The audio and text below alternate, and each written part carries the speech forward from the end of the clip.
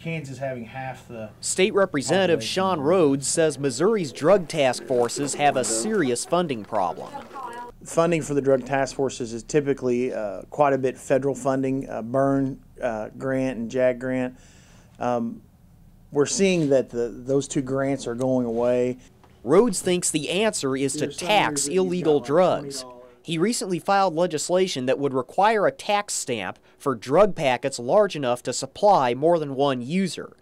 A dealer could pay cash for them anonymously at a Department of Revenue office.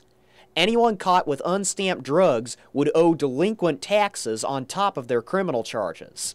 Once these fines are levied and once the money's paid, I mean, you're looking at funding drug task force, you're looking at treatment programs we can help people with, drug treatment programs, and those kind of things. And I think that's just kind of the start of this. Rhodes says the idea of taxing drug dealers isn't new. Kansas has done the same thing since 1988. He says he based his bill on Kansas's program.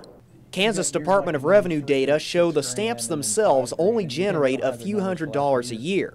The real money comes from back taxes assessed after the drugs are seized.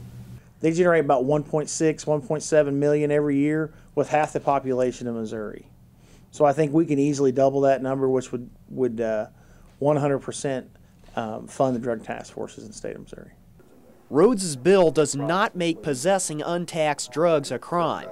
The Kansas Supreme Court recently ruled doing so violates the Constitution's ban on double jeopardy. In Jefferson City, Garrett Bergquist, KRCG 13.